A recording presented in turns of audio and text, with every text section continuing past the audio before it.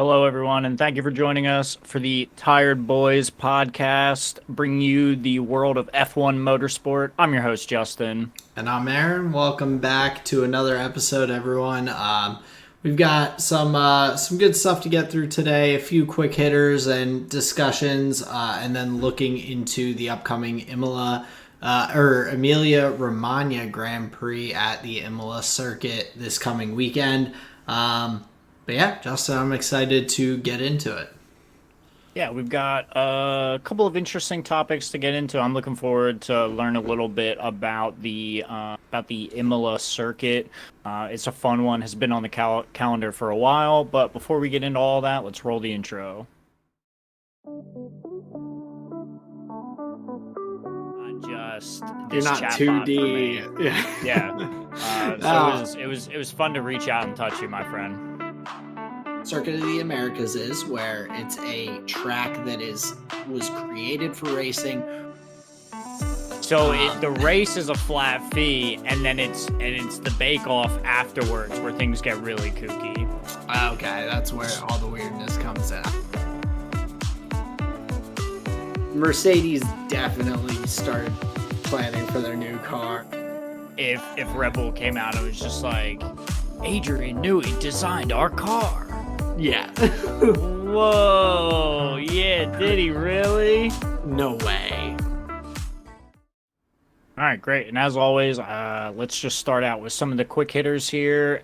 Aaron's got some from Indy Car this past week. So, Aaron, won't you start us off?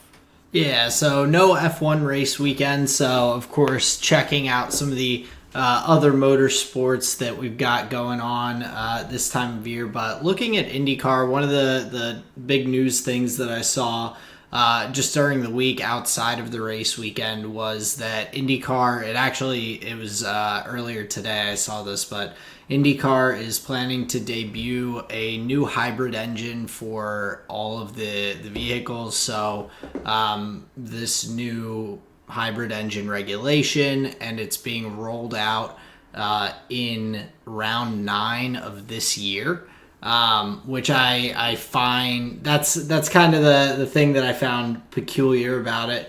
With Formula One, we see all of the teams spending so much time adapting the cars and everything to whether it's engines or the aerodynamics and everything to the new regulations as they change. But with this, the new hybrid power units are being pushed in mid-season. So I guess just due to not needing to adapt the aero with them all having like identical chassis and everything, they're able to do that. But I just found that as a kind of odd thing that I wouldn't anticipate in a racing series to kind of make a big change like that during the year. Yeah, and I would love to hear more about like why a change like that is made. You could guess at a myriad of different things. Like factory schedules, something about timelines for new rules to be classified before this date or this race or things like this. I imagine the arbitration could go very deep in that regard. But one thing that like you could keep an eye out for is like, are there any teams or drivers that in some ways perform worse with the new engine, and whether that's to say there would be performance deficits. I'm curious if there would be any, I would call it like a placebo effect, where maybe a driver feels like, yeah, maybe there's not as much power in this one or whatever. It's like, well, that may not be the case, but will some teams and drivers like get it into their head that maybe it isn't optimal in some way? Like that's the only interesting angle that I could really think of that would be like a meaningful difference. Maybe I imagine like it gets slotted in and you don't really notice like really much of anything. But yeah, I'm curious why they do it like mid-season, basically. Yeah, so I think that there could be some of that we end up seeing where it's Yeah, like some teams just either like don't seem to get it, or maybe it changes the way that the cars need to be set up and whatnot. It seems like there's gonna still be the option for the standard push to pass, but this adds in an additional variation of these kind of like the ERS reserves that Formula One cars gain. So you would have a maximum amount you can deploy per lap. But oftentimes, I feel like in some of these Indy Car races, it seems like because of the different tires and the kind of drastic speed differences that they have between the two tire compounds, that there's not as much of an ability to defend in some instances if someone's just really on fresher tires that are the kind of the alternate or like the soft tires. Mm-hmm. So this could potentially give a little bit more competition or fighting for those positions to be able to hold someone off a little longer, like we see sometimes in Formula One. But also just an additional like way of overtaking as well if you're able to build up that battery. So I imagine some teams will be better at like utilizing this additional resource better than others. So that could be something that affects the field through the rest of the season from that point on as well. Yeah, just as like a side thought, as you're describing the similarities between these features and the electrical deployment systems that the F1 cars have, it's interesting that the broadcast doesn't really. I don't. Here's the thing. I don't know if the broadcast does like a good job of maybe explaining when drivers are on that reserve system. Like they talk Yeah. about the harvesting and like when it may be compromising their angle. But yeah, in a lot of ways, like the electrical deployment for F1, like you can just use it as like a push to pass effectively, Oh yeah. try and get an overtake done or get a defense done. That's kind of what it's there for, right? Yeah, and like we see and from you're right. I do agree. I think the broadcast doesn't highlight it as much because it. I feel like it. I'm not sure the reasoning on it, but I feel like it can be over complicating to the normal viewer. Like looking back at some of the older like early 2010s races, the onboards for the drivers like showed their speed, all this stuff, but it also had, if I remember like right, once the hybrid engines, so this maybe would be like 2014, 2015, like in the graphics they showed like approximate amounts of battery and this and that that were being deployed, being stored for the driver when you're in their onboard. It was like a little cluttered, but I feel like now they could probably work that out better because you don't really notice it. You kind of have to know that it's there. And a lot of times, the only time you see it is when a driver is in front of someone who has DRS on them and they're trying to just hold them off through the straight because they don't have it or something like that. But even Hmm. in those instances, it doesn't really get mentioned very much. Yeah, very true. But yeah, just a side thought about the similarities between the pieces of technology. Aaron talking about the new hybrid engine that'll bring some more options for, attacking and defending. So I think that's pretty interesting. Now you had some notes about the feeder series to IndyCar. Let's talk a little bit about the NXT series. Yeah, so the Indy NXT series, they also raced this past weekend in Indianapolis. They had two races. So the Indianapolis circuit has a road course that's inside of the big oval. So that's what the races were on this weekend. In race one, though, Jamie Chadwick became the first female driver to score a podium in the Indy NXT series since 2010, which is, I think, just watching, especially in F1 with the F1 Academy series and everything, seeing female drivers in other series as well, not only like just getting drives, but competing, getting podiums, and everything, I think is a great thing to see. And I feel like that is opening more doors and showing that this is not just like a one-off driver. Really, it's just opening the pool of potential options for drivers. I feel if you look back to some of the drivers previously that had been or female drivers in motorsports like Danica Patrick, they were always kind of looked at, or not entirely, but I feel like a lot of people saw them as like an exception to the rule, as opposed to like thinking, oh, like if this person can do this, then maybe these other people can. So the growth of the F1 Academy series and kind of highlight that, or spotlight that's been under Jamie Chadwick getting this podium in Indy NXT. Great for just opening up the world of motorsports to an even larger group of potential talent, but also fans.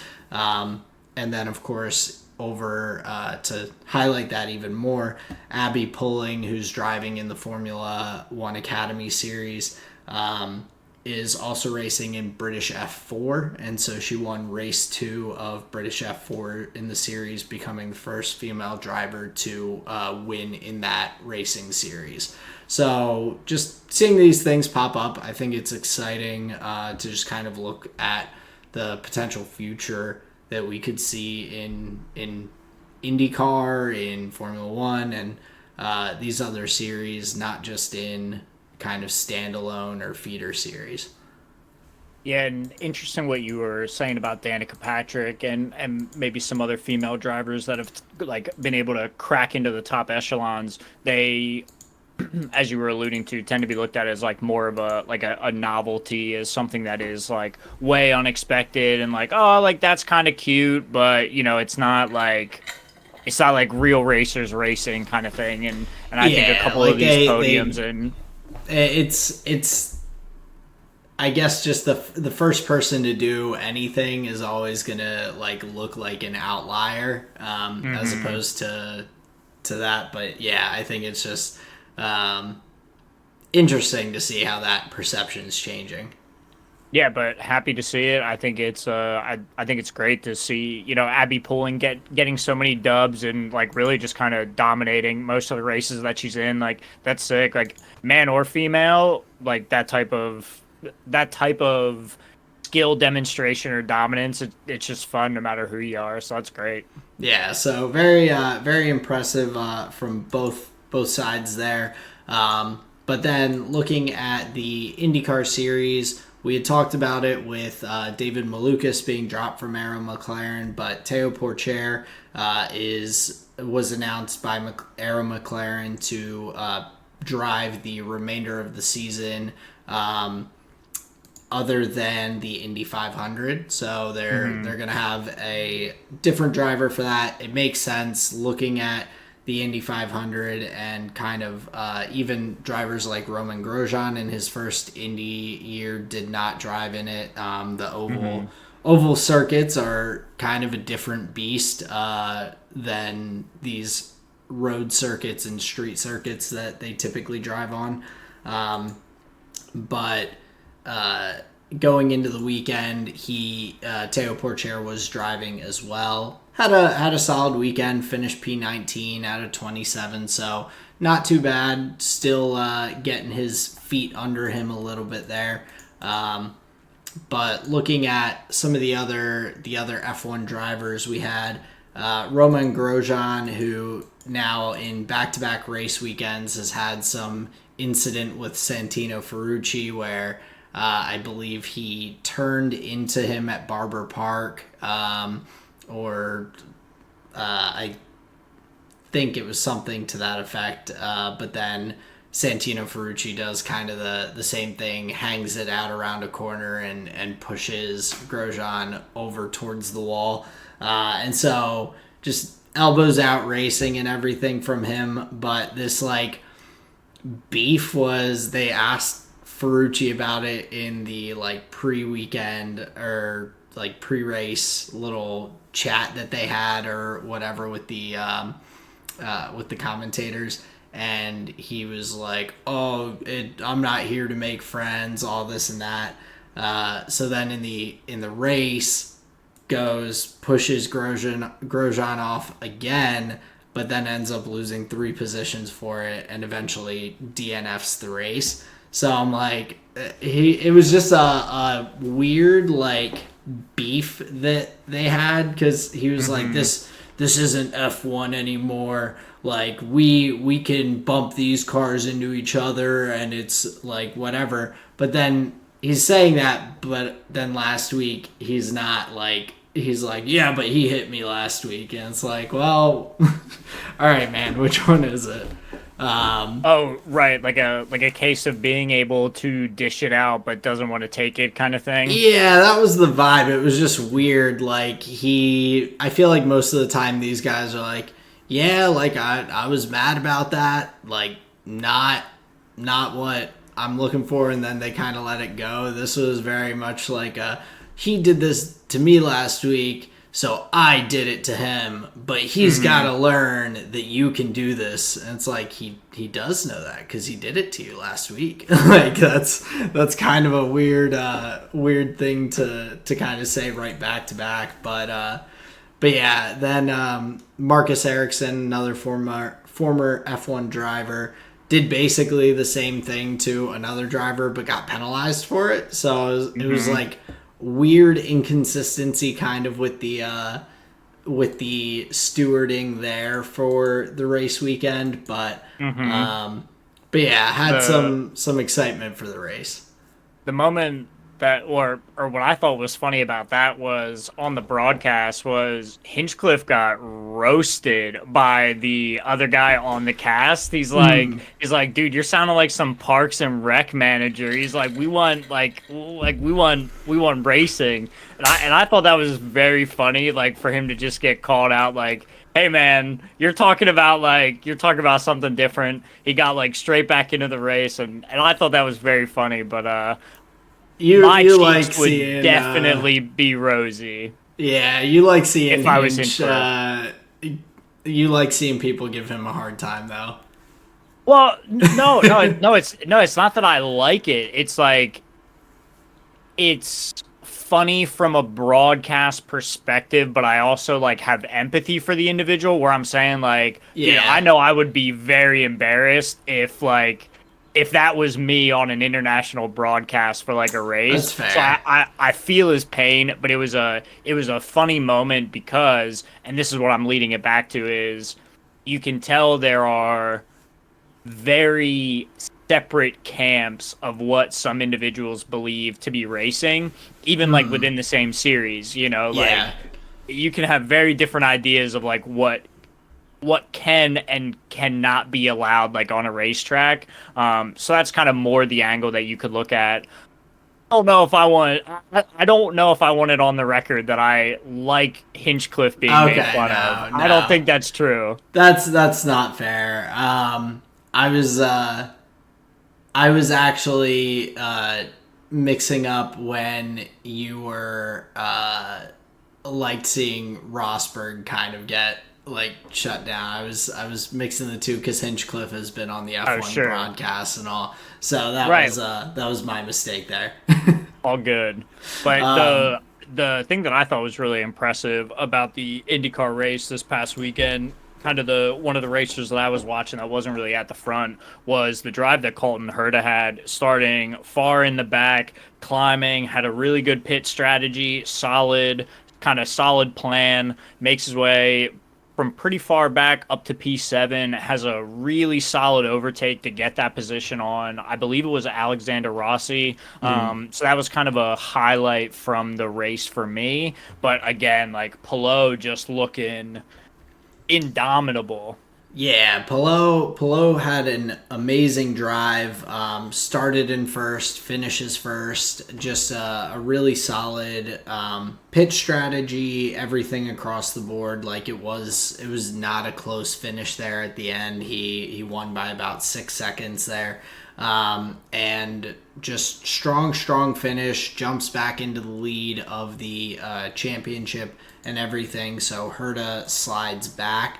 But I was talking to you, explaining like they were talking on the broadcast about the best bad finish, and Yes. saying with Colton Herta's finish in P7, even though he gets jumped in the championship, the fact that he's been so consistent, and this year in particular, they felt like they had seen a lot of growth with him, where he was not towing the line of going like out of control. He was doing a very good job of not going past that and just collecting as many points on a weekend where he starts in 24th position, gets all the way up to P7. The fact that he salvaged the weekend, picks up those many points, put in a great drive, great strategy, and everything from the team, is just huge when it comes to that long run of the championship. But looking at the start to the month of May, which is the biggest month in IndyCar, where you have the Indianapolis road course, and then go into the Indy 500, which I believe is next weekend. Well, and it's not just the Indy 500 weekend. There's multiple events that lead up to the actual 500, which is why you get like the importance of the month of May. There's like multiple practice sessions and qualifying sessions that spread out over the course of the month, where it's Yeah, like a big build to that race. So, hence the like important month of May.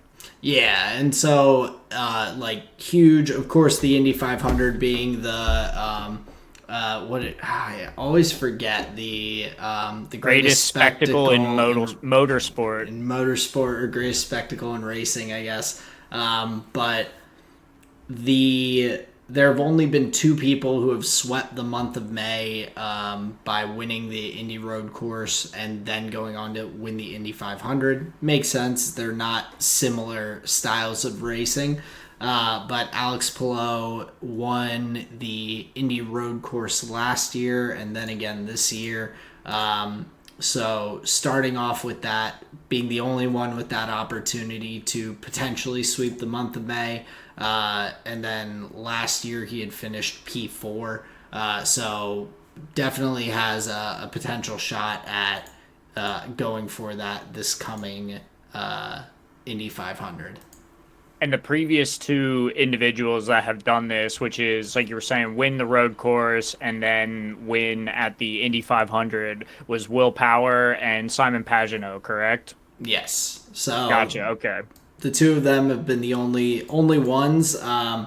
Willpower, of course, still driving extremely well. Pagenaud, still driving in, I think, some races. I think he'll have a uh, like an exempt, or I think he might be racing in the 500 Okay. this year as like someone's like extra driver or whatnot. Okay. That's cool.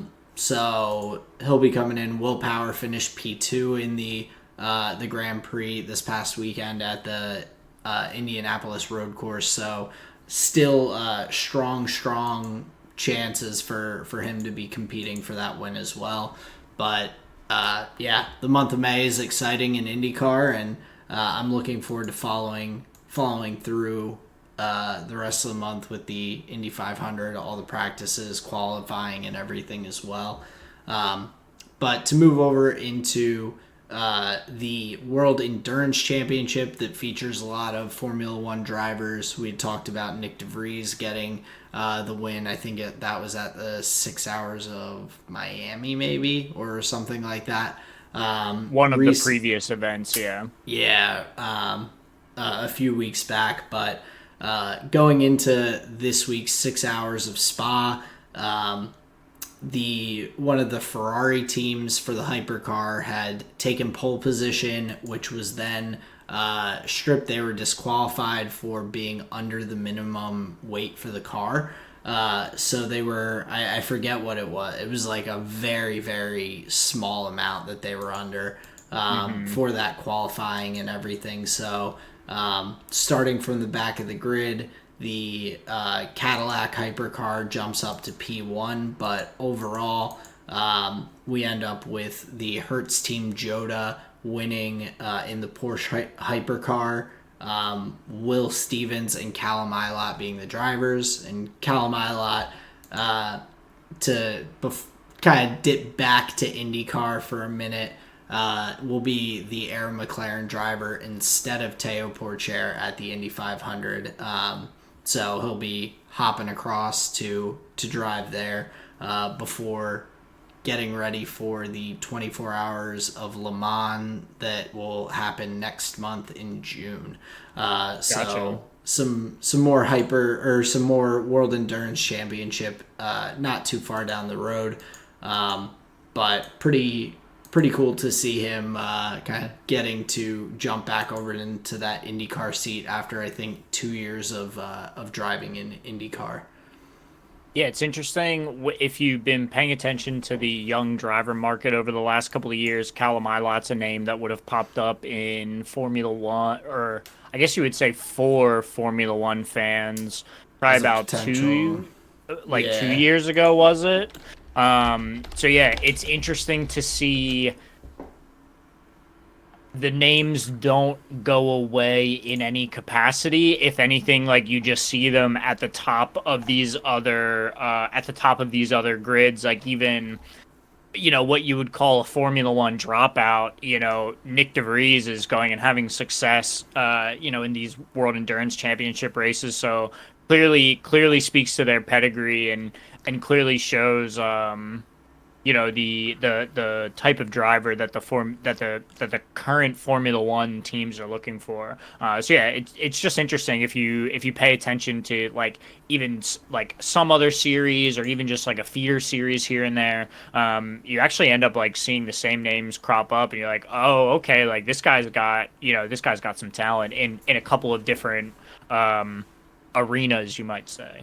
yeah, and seeing like I think it really shows the quality of some of these drivers. Like when he came up through in Formula Two, was had some really strong drives and everything.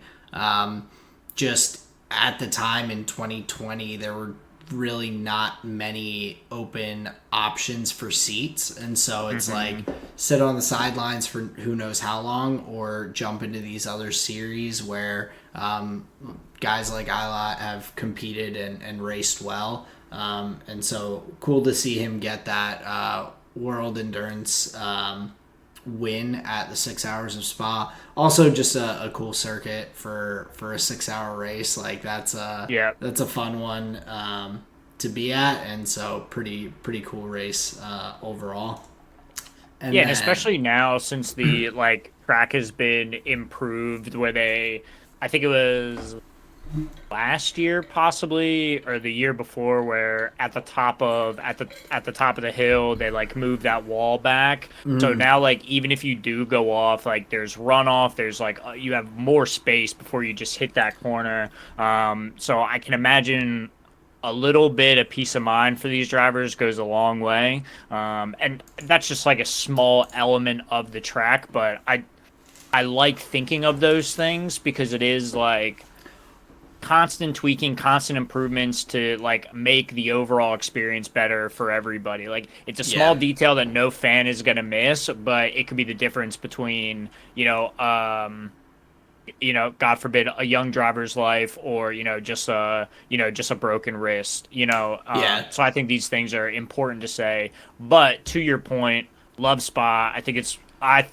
one of the best international circuits that we have. yeah. Well, and even speaking off of your point as well, Callum he dedicated the win to Antoine Hubert, who had passed at Spa and everything. He had driven on the grid with him in Formula Two, so just speaking to that point, like that, those changes and everything, and the impact that these tragedies have had on like the drivers around, I think that is it just really speaks to kind of the need and the reason for some of those changes and improvements. So definitely a good one to see because yeah, like you said, we love Spa. It's a great circuit. It's fun to watch.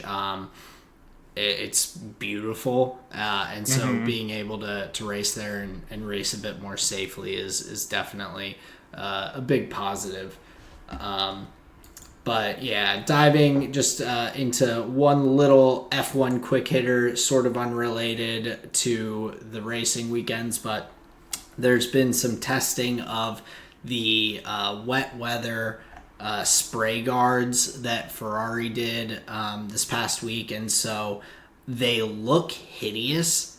So I'm kind of curious if this is something that would be just fully attached to like the wet tires, and so it would like go on and off as you're changing out those tires potentially, or if this would be kind of a permanent fixture. I assume it would just be with the wet tires, but it looks pretty wonky. So I'm definitely curious to see like how they change or adapt it with the testing and everything. I'll send you a quick picture, but it looks kind of silly. I saw some of the photos coming out of the weekend, and honestly, like, I mean, you know me, I'm always on the boring end of the livery conversation. Looks don't really like they don't really care to me. Yeah, So my thinking about them is like, yeah, all right, they look silly, but if this allows us to have less red flags in in wet conditions, because the call from the FIA is not like we don't want to go racing in the rain. It's look at all that spray coming up behind the cars that's making visibility dog shit. It's not right. like grip on the track. It's not like Yeah, whatever. Most of the time, it's the amount of water that gets kicked up into the air. So, if these weird looking like armor plates for the wheel wells are like what we have to do to go racing in the wet, like bro, I'm all for it. I am with you on that side too. I think they look silly, but like you said, if it's effective, that's what matters. Right. We've like complained about the fact that we never end up having really true wet racing unless it starts Hmm. like pouring mid race because everyone just goes on to the intermediate tires because the start just gets pushed back till things seem like they're drying out and everything. Like the FIA currently doesn't really want to use the wet tires because of the spray and everything. So if that is a way that reduces it and everything, then that's good. I I'm curious to see more testing and see how that kind of pans out because you're also adding in some additional just like pieces to the car. So you're adding more weight, you're adding different components that could potentially, in like an instance like Max with his like something from his car breaking off in the brake duct or whatever it was at Australia when he DNF'd. Hmm. Um, you're adding just some extra factors into things, but hopefully it will be like continue to be tested and fine tuned so that we can actually see racing in the wet safely. So For sure. Yeah. So yeah, ultimately, some form of that will likely, come to fruition. So yeah, I'm looking forward to see what they come up with. yeah, but to move over into our next segment, we have you work here, and so we've got some maybes and we've got a no for this week. But the big seat in contention at the moment, especially after Nico Hulkenberg being signed over to Sauber for the future when they'll be coming out. Well, for next season as Sauber, but then in 2026 under Audi. Hmm. That seat has opened up. Ollie Behrman, of course, has been the most talked about name potentially coming into that seat, especially after his performance earlier in the year, filling in for Carlos Sainz. But there's also some reports, of course, of Kevin Magnussen's seat being at risk as well, with Zhou Guanyu being one of the top contenders for that seat, which I find interesting, I guess, and not to knock Zhou, like that's not my intention, but I feel like with his performance in the Sauber team when Alfa Romeo now is Kick Sauber, I have just not seen enough from him that has been super. Like he's had a few solid standout races where he's performed really well, but it seems like it's just been pretty consistent, like middle of the pack kind of drives for me. And so I'm surprised that Haas would be going after Zhou as opposed to like Valtteri or some other drivers that are on the grid or maybe kind of waiting in the wings. Sauber still has Teo Porcher, the option with him. If he drives well in Indy Car for the rest of the season, maybe they'll consider that seat for him potentially or something. Like there's options out there, and Joe I feel like is a known, somewhat of a known quantity after a couple of years driving in F1 now, and I don't necessarily think he needs to lose his seat on the grid. I just don't necessarily see the like going after him side of that. Like I don't know if that's really much of a upgrade or change from Magnussen. It feels it feels like Kevin Magnussen would only have a couple years left. I don't think he is like racing exceptionally well enough where Haas would like want to build a team around them. No, Um, I'm with you there.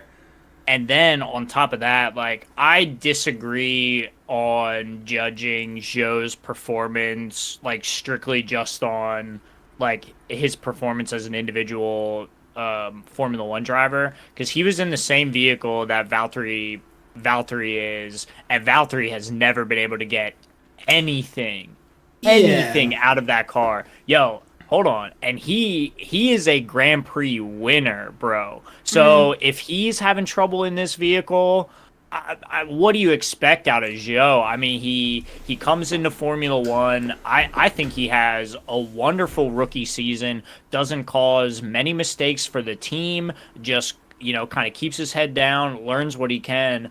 I imagine he is the type of young driver that a Haas would love to get their hands on. A malleable, well mannered young talent that has not been, you know, too beaten down in any regard. I think Joe has wild upside and has yet to have had the opportunity to really be unlocked or like even like show what he's worth. Like my man's been worth P9 a couple of times in a car that should never be past P16 on a good day. So I would argue he's the type of uh, he's the type of metapod that Haas are looking for, and he's gonna become a Butterfree, I'm sure. I mean I could see that. It's just I feel like it's very hard to tell, and that like I said, it wasn't intended to be a knock on his driving ability because it is obviously hard to tell with that team and the cars that they've put on the grid, like how high up they could potentially be. Agreed that Valtteri's given that as well, but we've seen Valtteri in a race-winning car be able to win races. It's harder to say if Zhou is in a better car how much better he's going to be able to, or how far up the grid he's able to take it. It's just kind of Sure. not really, um, like we don't really have any way to know, which is why I feel like if you see a driver, say, for instance, Teo Porcher, if he is performing really consistently and well in IndyCar in a like chassis to some of these other drivers, once he really gets kind of his feet under him and gets a little more time in the car, like, why is that guy not maybe the better option than this guy who we hasn't really been able to do much, whether it's the car, whether it's him, who's to say?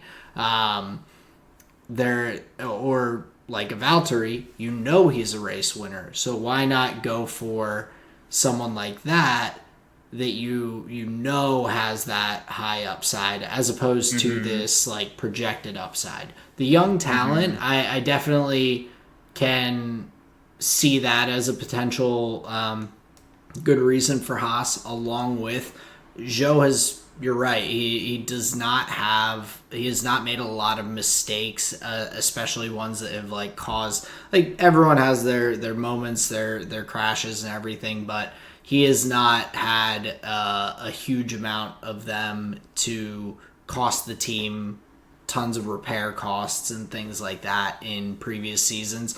So maybe with Magnussen bumping and nudging people out on the circuit and breaking little bits here and there, along with him being an older driver, maybe like the cost of repairs and looking for someone who is pretty consistent and like doesn't typically incur those costs could be good for a small team like Haas.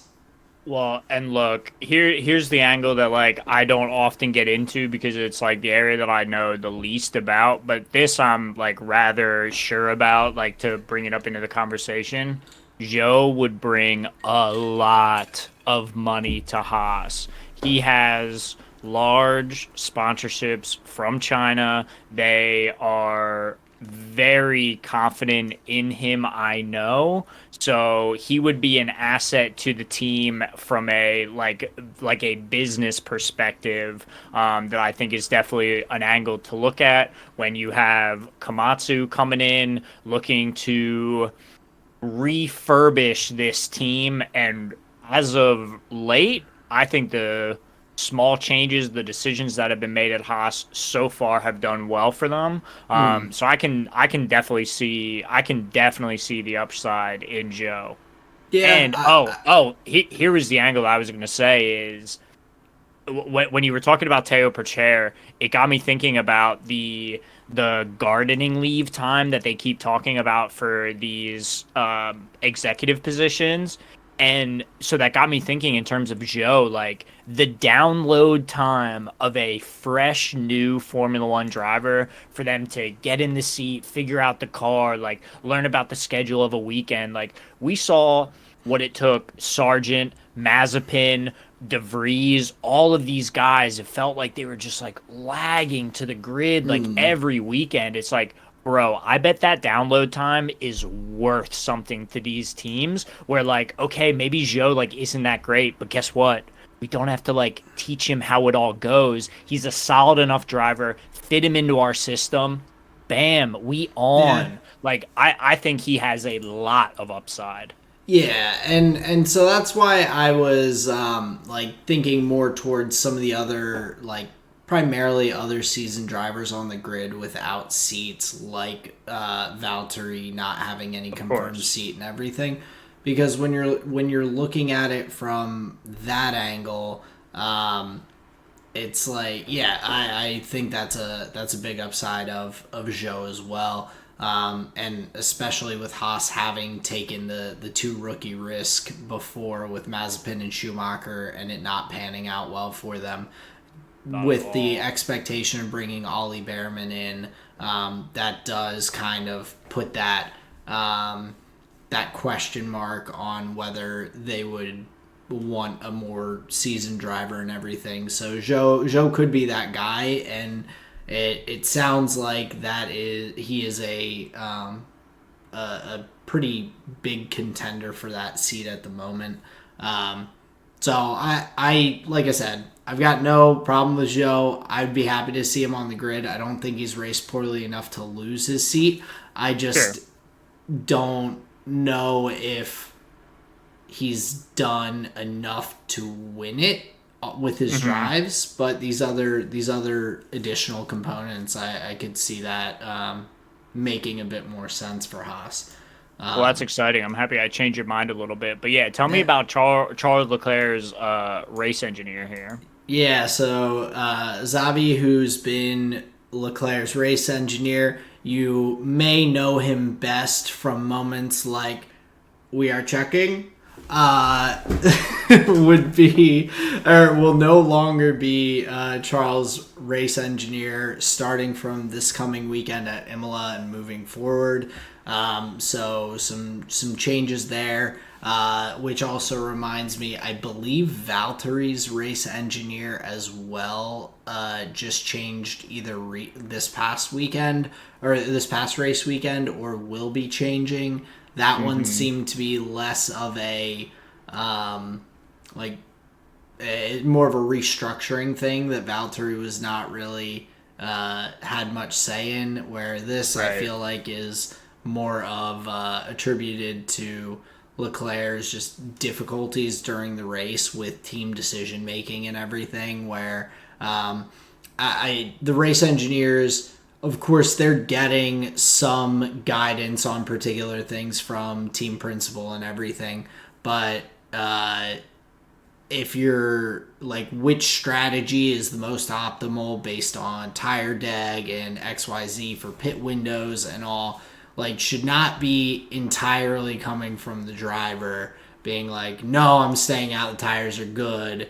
Like, the race engineer should be very much more on top of it than it feels like Ferrari has been. So I think this could be a pretty positive change for Leclerc.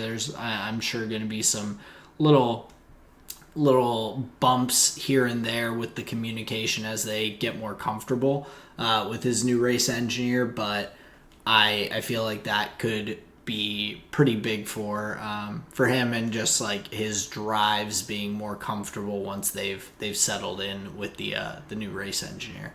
Hmm.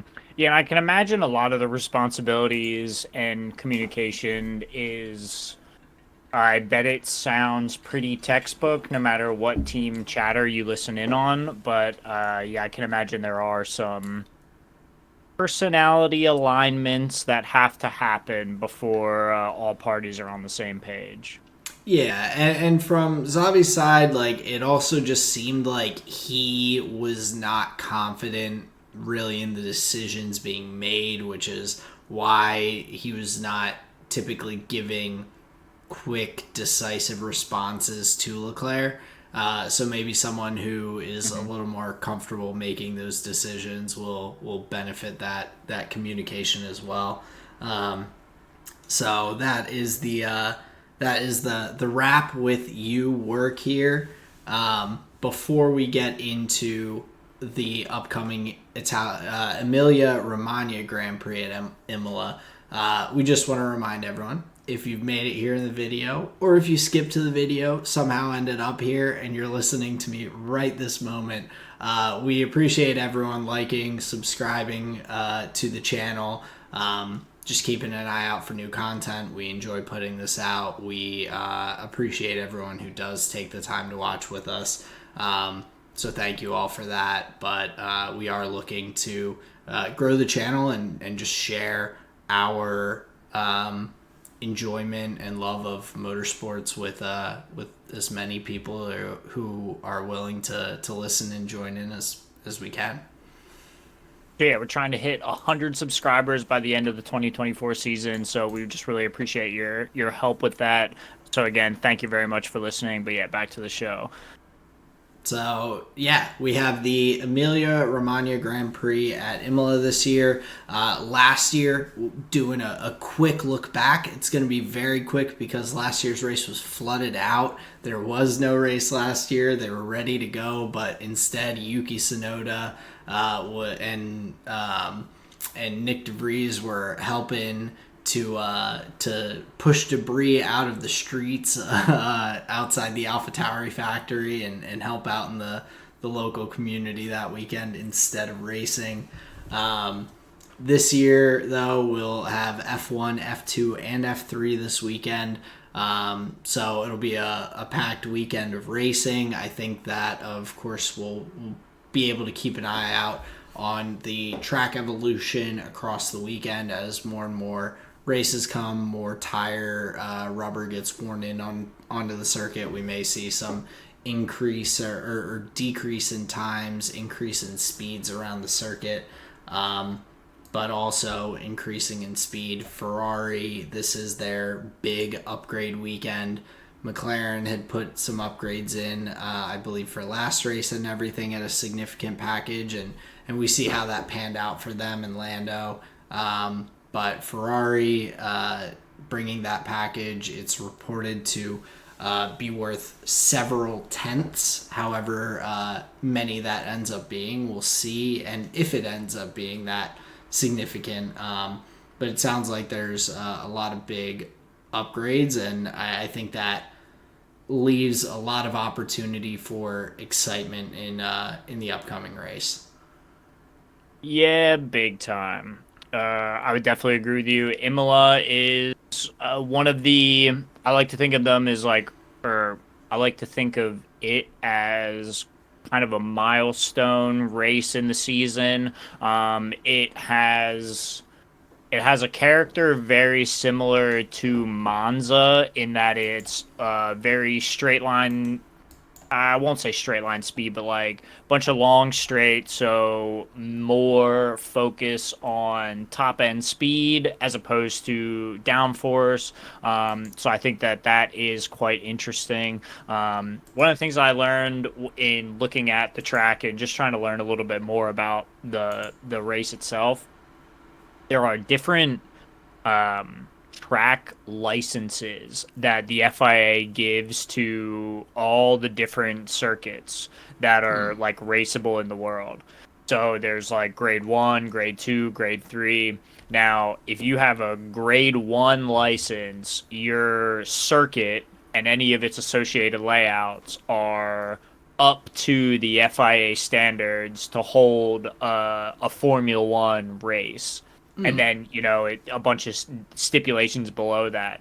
But I thought that was very interesting to learn that not every circuit in the world, I mean, you could surmise this is kind of common sense, but not every circuit in the world is fit to hold a Formula One race. There are only 43 currently in 2024 grade one circuits that are, great that have a grade one license and 57 different like layouts. So a couple Interesting. different tracks can be, corners can be cut in a different way, and then like now there's a different layout. For example, I think there's two different layouts like for Saudi Arabia. I think Bahrain has an alternate layout as well, that they could run. So I thought that was very interesting that there is. So right now there's 24 races on the calendar. That means there's like 17 or so other tracks that, have the possibility for a Formula One race, which I don't think I ever like fully wrap my head around.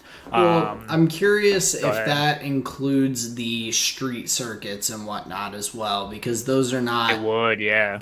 it would. But what about these ones that are like being approved? I know Chicago's been talked about, New York's been talked about. Like those areas are not like those roads are not currently suitable to host like Formula One.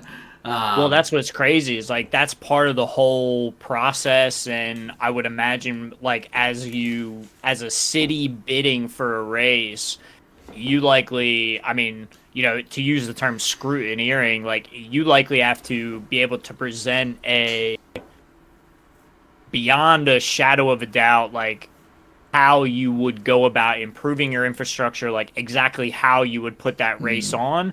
And I bet the FIA has a litany of different, like, all right, so, track, uh, what's the word? Like track grain has to be this, surrounding regions have to be, I would imagine there's like seismic testing that has to be done, like all of these things. Like, bro, I bet it goes deep. And I'm sure it Um, goes into like some of the outside thing, like the like transportation in the area and like all sorts of stuff like that. But I'm curious. I'll have to look up that list because I feel like, well, I'm just curious whether what IndyCar circuits would be available because I would just, if we're gonna add more races in America, I would like at least one of them to be on an actual like circuit, and it would be cool to see a circuit that Indy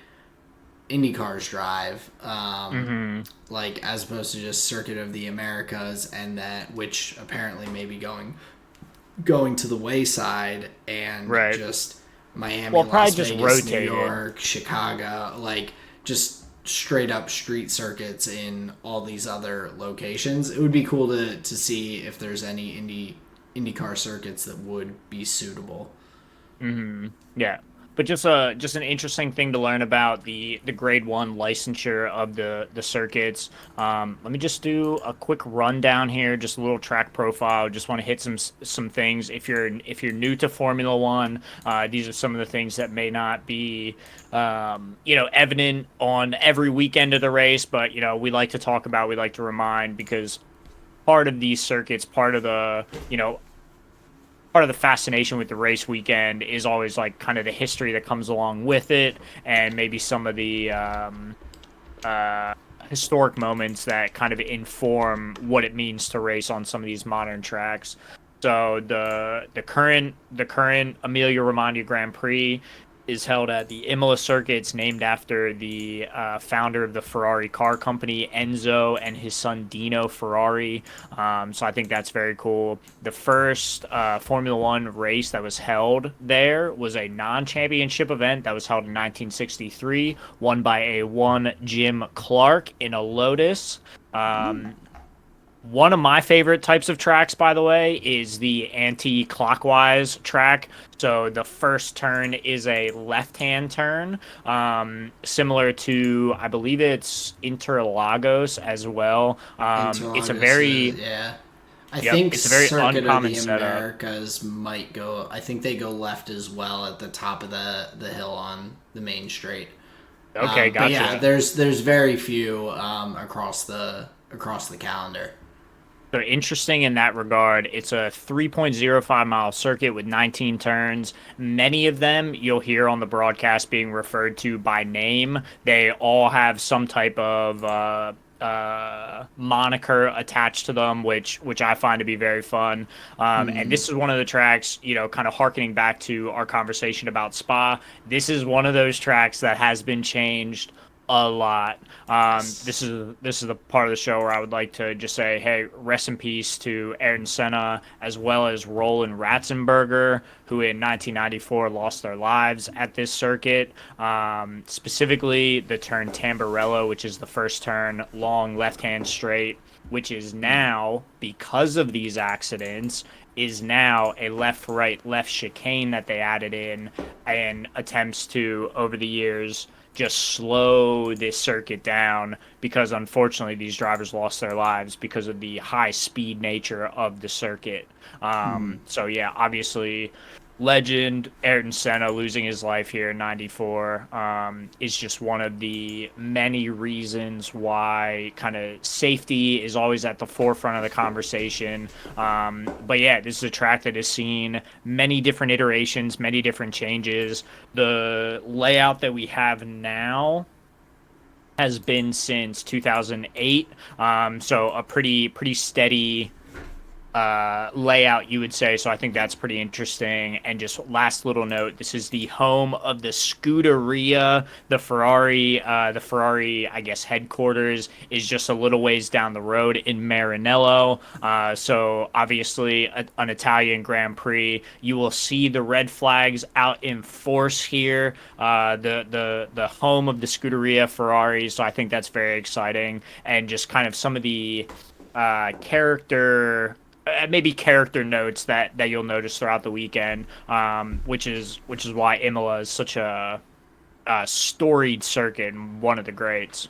Yeah, and I think that probably is also a component of why Ferrari decides to bring upgrades to Imola. I feel like that's a relatively common occurrence across the past few seasons, at least, where coming to show out for the home fans and everything, trying For to bring sure. in those upgrades and updates. Do you have a favorite corner, at least name? I like the word Rivazza. I I had think a that's very fun. I thought you would. Mine is Aqua Minerale. That one Okay. is it's a fun one to say, but for some reason I just had this weird inkling that you would like Ravazza. Yeah, that's a great guess. I would love to take a moment to kind of in that regard.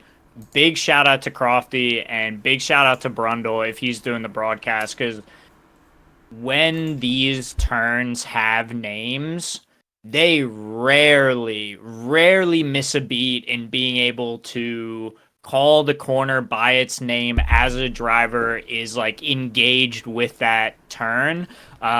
Which in some ways I'm almost like what's the word? It's got to be reverence for that skill. Like eventually I want to get to a point where I can like refer to every Formula 1 corner like by name, know it just like by the camera angle cuz like these guys do and And it's from the really onboards and impressive. everything too, like Yes, it's that's crazy. like it. I feel like it's so hard to tell what like where it is based on just like the view of the track, but yeah, super impressive. I have some bad news for you though, Justin.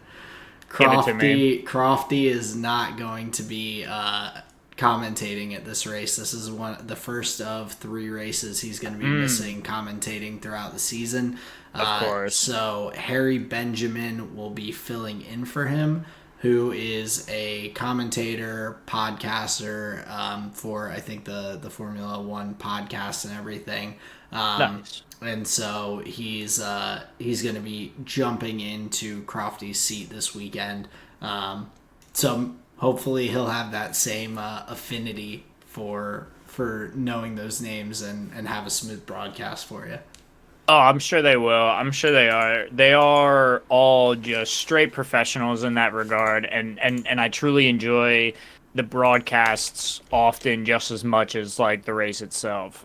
So yeah, Yeah. just that's one of the skills that Formula One commentators have specifically, like that impresses me is just having just all it's basically like the League of Legends caster that knows all of the ability names and like mid team fight can like use them properly to like add just that little more texture to the moment. It's like ah, you did your homework. That's sick. Yeah, and it makes it more exciting when they're like going through it so smoothly and everything too, because it's like storytelling along with it. Like You're it's goddamn giving right. that element. So it's yeah, I'm looking forward to that. Hopefully he has a solid weekend filling in for Crofty. And gets the opportunity the other weeks that Crofty's out, but For um, sure. looking at expectations for the upcoming race, I really do feel like with Ferrari's upgrade, McLaren's recent upgrades, and all, and the Red Bull consistency, this could be a very exciting weekend with a kind of top three team battle. That we may actually see Red Bull being challenged pretty heavily. But we are back. what I was saying is that looking at the expectations for the upcoming weekend, just in comparison to circuits that we've already driven at this year, we have, I feel like Australia is probably the easiest comparison with some of the long straights, a few little like chicanes and tighter turns and everything, but some long, fast corners and everything at the Imola circuit. So with that, with the upgrades McLaren and Ferrari have both brought, and Red Bull's kind of being at the head of the pack. In Australia, we had a Ferrari 1-2, McLaren 3-4, and Checo in fifth with Max DNFing. So this could be a weekend that's pretty up for the taking among those top three teams, which is just exciting. Maybe it's an optimistic outlook for some excitement from my end. Of course, I mean, I'm wearing my Verstappen hoodie. I'm still pulling for Max and everything in the race, but it's fun to see the competition. Max says he'd rather win by 20 seconds every race, which is, if I was a racing driver, I'd say the same thing. But this is exciting, and I'm looking forward to some potential for good competition with the Ferraris and McLarens this weekend. Yeah, I think I would tend to agree. It's hard to see a world where Red Bull doesn't bounce back. Obviously, we know the um, part of the Norris victory was the floor damage to Max's car. So that is just something you have to factor in when thinking of their previous times out, poor performance coming into this weekend. Obviously that floor damage is going to be fixed. You can expect Red Bull with Max in the car to be at the top of their game. Obviously, Sergio often struggling just a little bit behind Max, but overall performing pretty well. So I think betting against Red Bull in most capacities is like not the right call. But yes, I do agree with you. There's excitement to be had from the possible jeopardy and closeness of the Ferrari and now the McLarens. For McLaren specifically, looking forward to see if they will have the rest of the upgrade package on Piastri's car. Where we know it was on Norris's car, the full upgrade package that they had. Piastri only had half of it, so we'll see where they're at in that regard. But yeah, expecting just like more good things from McLaren this weekend. Honestly, um, interesting from Toto Wolff from Mercedes thinks that the track is going to be a tough challenge for their car. They had some upgrades on their vehicle in Miami. They're looking to kind of complete that package with more upgrades here coming into Imola. So maybe we'll see some market improvement from the Mercedes car in that regard. But yeah, like Toto said, he believes the track will be kind of a challenge for their vehicle right now. So yeah, that's kind of like a look at the top four in some regards. But go ahead. Oh, I was just gonna say, yeah, like I feel like that's something that Toto could say kind of every week, though, that the circuit's like tough for our car because it seems like everything's tough for their car right now. But at the same time, like you said, top four. I am curious to see how that pans out, and especially with Piastri, even without the full upgrade package, he was ahead of Lando, barring that safety car and everything that Lando got the great pit stop from and everything to take the lead of the race. So The I mean, cheater pit stop. hey, if it works, it works. Like Hey, it, I'm not against it. I just but love the phrase. yeah, but Oscar, I think that shows the pace that McLaren has, even with partial upgrades. So very exciting to see. I think like with Ferrari, of course, bringing the upgrades is great and all, but it's going to take time to fine tune them. It's nice having a real or a non sprint race weekend. That was a tongue twister for me. that they'll have the practice sessions to really put a lot of laps in and everything and try and fine tune those upgrades and updates that they're putting on the car. But there's still maybe some just like imperfections in setup and whatnot, just due to lack of data with those upgrades. So we'll see how much of a boost Ferrari get this week. But for future weeks, I anticipate that really getting dialed in more as well. But just across the rest of the grid, I think my biggest excitement to look out for is just VCarb and how they perform after a huge weekend in Miami, picking up just a lot of points and really pulling away from the rest of that midfield, back of the field battle. Now at 19 points, with Haas being at 7, being the closest. That's just a huge gap at that section of the constructor standings. So hopefully, like with Danny and Yuki performing well, we get to see them battle a little bit for some points positions as well. Yeah, I think that's a great point to bring up. Obviously, Yuki had a great last time out. Daniel, much improved. I would love to see. I have here in my notes. I would love to see Daniel keep the same energy from this previous race weekend. Because yeah, obviously the success for him does wonders for his confidence. Often a happy Daniel Ricciardo is a well racing Daniel Ricciardo. So hopefully that kind of can bootstrap a little bit, and he can look to continue some of the success that they had there in Miami. I'm looking at an Aston Martin this weekend. I think they're like 18 points wide of Mercedes in a time period where Mercedes doesn't have it all locked in. We see big differences between George and Lewis performance wise, unfortunately.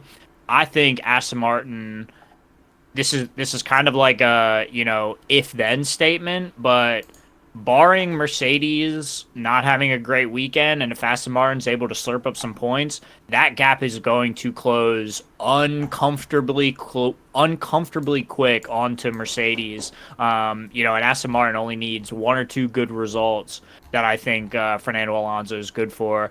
I don't know if the Aston Martin itself is like battling really in that regard right now. I think Fernando maybe gets some upside out of the car. But yeah, if Aston Martin can continue just slurping up some points here and there, they'll not be too far adrift from Mercedes.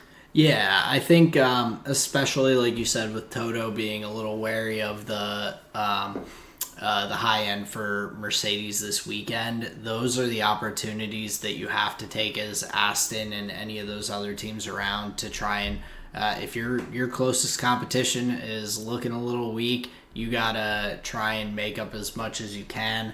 That gap at 22 points is not as significant, with them typically being points finishing teams that can get chipped away at. So a good weekend from Fernando, and if Lance can get up there in the points as well and have a nice weekend, that could be big if we see either the Mercedes kind of down at the bottom of those points or even out of the points at the end of the race on Sunday. Hmm. Yeah. So just a couple of storylines that we're looking forward to. That's like top 5 teams, top 6 teams. Haas, couple of angles to look forward at. I mean, that's like that I'm mainly looking at like more as a team, more as like, oh, what's going on in 2025, more concerned about like the seats rather than like, weekend performance. They're kind of in a simulation right now, same as like Alpine, Williams, Kick. What do you want to say about that? Yeah, I don't have too much. I mean, I think the Alpine drivers are kind of the more curious ones to keep an eye on there, because I think both have been implicated potentially for other seats or have had interest I think Williams has talked about considering Pierre Gasly for the seat to sit next to Alex Albon. So scooping up the two former Red Bull drivers would be an interesting opportunity for them. I mean, from Williams' side, then just looking for Logan Sargent and just kind of looking to see how his performance is across the weekend. A really unfortunate way for last race week to end for him with Magnussen taking him out of the race and everything. Mm. As he was barreling through the circuit. But yeah, like even if it's Logan's last year in Formula One, based on how things are going right now, I would like to see him at least have some solid races and everything. So hopefully he can have a full weekend with no terrorizing from Kevin Magnussen. Yeah, or creating problems for anybody else, Yeah, and including himself. So, including himself. That's a great point. but yeah, I don't have too much else that I'm really like anticipating for the race weekend. Just excited to be back in it. It'll be cool to see all the Italian flags, all the red out around the circuit and all. So very fun, very exciting for one of the two Grand Prix in Italy this year. Any final notes before we hit the cool down lap? No, I don't think so. Just looking forward to the Rose, Thorn, and Seed from you here this week. What do you got for us? Yeah, so I'll start off here with my rose. I was just excited this past weekend. It was a busy weekend. We had a 2-year-old birthday party. I did some yard work at my parents' house as a Mother's Day present and all. And in between all of that, I was able to actually just do my own yard work that needed to do. It's very suburban dad of me, but it feels really good to like walk out my door and see my yard looking very nice, and just the amount of rain and gross days and busyness lately. It had gone 2 weeks without being cut, which you wouldn't think would be that bad, but the amount of rain, it was way too high for my liking. I was not thrilled, so got to go through, tidy that up, get it looking sharp and everything for the neighborhood. I gotta compete with all these retired folks who are like mowing their grass on weekdays and everything. I can only keep up on the weekends, but I enjoy doing that. So it was fun to be out there in the nice weather for a little bit, getting that looking nice. For sure, man. Sun's out, guns out, driving around on a mower. That's good stuff. Oh no, I push it so that it really gets that muscle flex in for the for just show off the young guns for the Oh neighborhood. yeah. Catch Mrs. Robinson's eye, give the old flex. Yeah, I sorry, taken, Mrs. Robinson. Hey, it doesn't mean you can't tease an old lady from afar. Well, moving into my thorn for this week. On that note, just I had to take my car in for the inspection today. Ended up having to have a bunch of work, bunch of just little things wrong that add up. So not the most exciting phone call to get while I'm waiting for my car to be finished up with the inspection. I was hoping it would just be easy breezy, beautiful, just like a nice dentist visit where you go in, no cavities, they send you on your way. That was not the case this time. So not the most exciting thing, but it is what it is. As long as I'm able to be out there safely driving my safe speeds to and from work. Then my seed for this week relates back to my yard work. I've been getting so many like TikTok videos and ads and things like that about yard care. And so there's this weeder that I've seen again and again. My dad was like when we were mulching at my parents' house, my dad was like down on hands and knees, like digging weeds out of places before we mulched and everything. And I had seen this, and I'm like, you know what? I'm just gonna buy one for myself. I'm gonna buy one for my dad. I ordered them. It said it might take like a couple weeks to ship, so now I'm just waiting for those to get here. But I'm excited because like I know my dad will appreciate it as like a Father's Day gift type thing. Make his life a little easier. Make my life a little easier as well. So So what I take it it's like a claw of some type that you can just like get basically, into the soil and weed without having to kneel over. yep. You like Okay.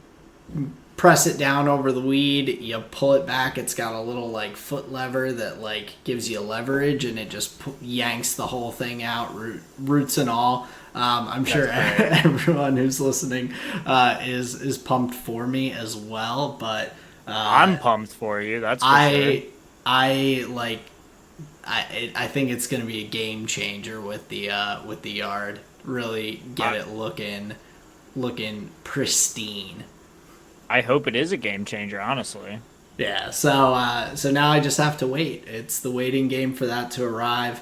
But that wraps up my rose thorn and seed for this week.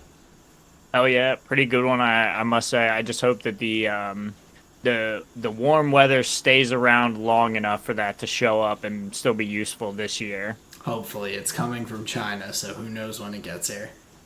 Hell yeah. My rose here for the week. I've got a little bit of a commander brew going on. I've been pulling cards, doing my research, finding the gems. So a little bit of a brew. We got a green red deck going on now. This one's for the kids, honestly. I mean, Okay. you know Street Fighter, right? Yes. You know Blanca, correct? Big Yes. green guy, orange Yep. hair, rolls at the enemy.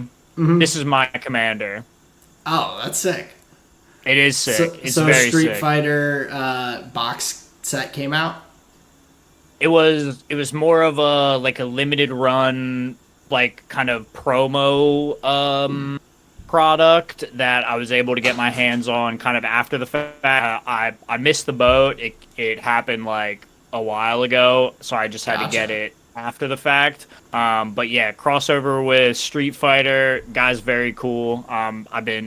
It's been on the back burner for a while, so I was excited to finally get my copy and start brewing around him. Very Shout nice. out Ian, gave me his copy of Stomping Grounds. It's a red green dual land. One of the better ones for the deck. So shout out Nice. Ian, thank you very much for that. My thorn here for the week will not be my thorn, but one young individual's in my community. I was at the DMV this past week to, just get my photo taken, get my new license, be on my way. But as you know, DMV is wonderful for people watching all sorts of shapes and colors and peoples and walks of life. It's a true smorgasbord. There was one young individual that came in with his mother, and it was a roller coaster of emotion. When they came in, they were all excited. The promise of a new, freshly minted driver's permit that he can now, access his freedom with. They were chatting everybody up. They're so excited. Not 35 minutes later, all the paperwork is processed, whatever. He goes in the back testing room within minutes. I'm talking, it was 45 seconds. He was in and out and just comes in, shrugs shoulders, has to like go over, tell his mom, like, I just failed, bro. She's got to do the whole red face. Like, I'm so upset. They just kind of like shuffle on and shuffle on out of there. My wait Oh, time, I was literally able to watch the whole thing happen. Their whole rise and fall of the driver's permit empire. It that's a was bummer. wonderful to see. I My heart goes out to that little kid, but it was just a great little. It was like the circle of life. You know what I mean? It was great. My seed here for the week, and I don't even have to wait any longer. Literally, as I was writing my seed, I was like, "Wait a minute, I'll go check." and it was live when I went to look. So me and the buds have been playing this game. It's called Valheim. It's a Viking simulator. I saw that it was coming out. Yep. New Okay. big update. It's called the Ashlands. So the way the game works, there's a bunch of different biomes. You got to conquer each of the biomes. It's like plains, mountain, black forest, meadows, like all these kind of things. The newest one is called the Ashlands, and it just dropped today. Me and my buddy Buddha have been so excited for it. We've been like working towards like building our base up, getting ready for it. Like, oh yeah, like when's it gonna come, bro? And it dropped today, so my seed is now a reality, and I'm just like very excited to like finally get my hands on this like new region in the game because like we've been working at it forever. So it's long time coming. I'm very excited to play it. Nice. Is it free DLC? Yes, it's Oh, just nice. like Just an it's update to the game. just a Sweet. full new area updated to the game. Yeah, no costs associated at all. How do One of you the best ones. how do you get to these places? Do you fast travel or can you like walk to them? Well, this area I believe is only accessible by a boat. So Okay, you have so to have teched into the you have to have teched into the boat and like be, equipped for sailing to get into this new region, which like that in and okay. of itself is scary. Because yeah, all the other regions like you could just kind of walk into by being in one of the adjacent regions, right? Right, Like yeah. this, there are no land connections to any of the previous regions, so like you can't like kind of cheese your way into the Ashlands. You have to make a concerted effort, which tells me like, fuck, dude, this area is going to be very hard. Which Yeah, like, that but that's like the cornerstone of the game. Like it is, it's a very tough brew.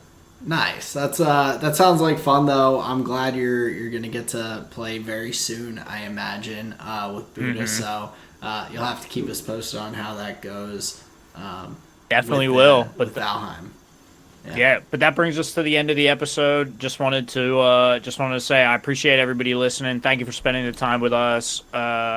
New episodes post every race weekend and or before race weekends. So stay tuned on Wednesdays for new releases. But yeah, just thank you all for listening very much. Yep. We'll catch you next time, guys. Thank you all, as Justin said. Looking forward to the race this weekend. So I hope you're all watching. We'll see you. Peace out, everyone.